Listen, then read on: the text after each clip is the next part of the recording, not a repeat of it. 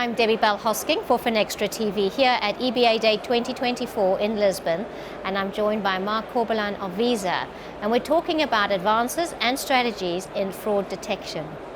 Marc, welcome. Thank you very much, Debbie. This is such an interesting topic, and even now, before the cameras started rolling, you said you were in a panel session, and when we were talking about fraud detection, Gen AI was a hot topic. So when it comes to Gen AI, is it truly revolutionary in fraud detection, or is it sometimes more of a buzzword that actually covers the capabilities of more traditional AI? Gen AI is truly transformational, and the impact it's having is comparable, if not bigger, than that historically had the availability of cloud computing or the open sourcing of AI packages. Now that said, there are areas where Gen AI already outperforms traditional AI and vice versa.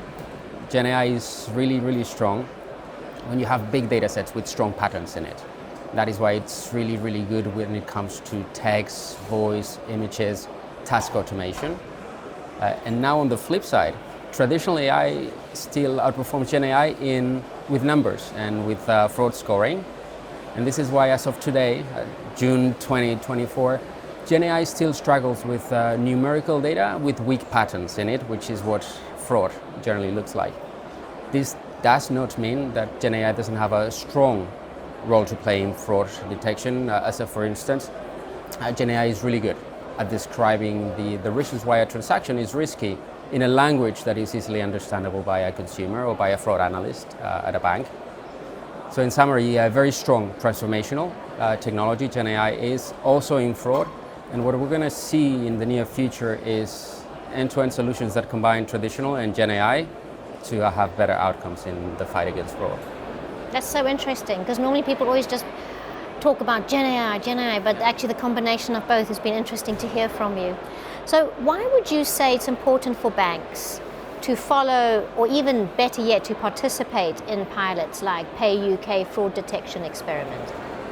It's very important for banks to participate in those experiments, to try before they buy, and also very important for the industry to participate so they can set the strategic imperatives. The Pay UK experiment you're referring to was organized, is a pilot organized by Pay UK, the operator of faster payments in the UK. It was participated by over 50% of banks, and Visa provided the artificial intelligence. The objective of the pilot was to prove that when banks come together, fraud and scam detection in faster payments can be reduced. The outcomes or the results were announced last month, and they were impressive.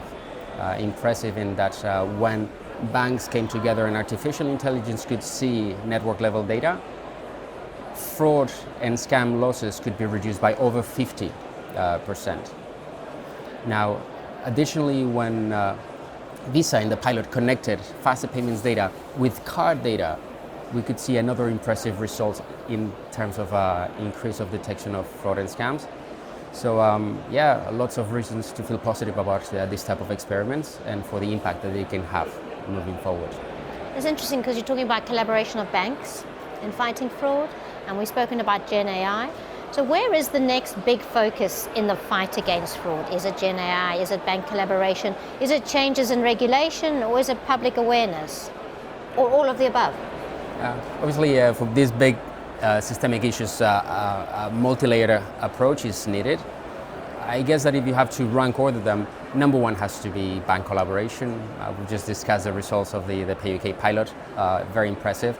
Banks will continue to collaborate with each other, and they will collaborate with other industries as well. I think some very interesting experiments are already being run in the merging of bank data and telco data. The other important area worth observing, I think, is the public education, and I think that is going to be driven by generative AI, and a lot of good work has been done over the years in terms of educating, creating awareness around scams.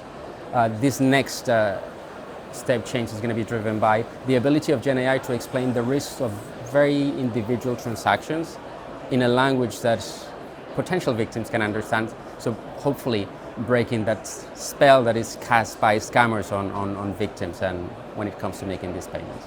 Marc, thank you.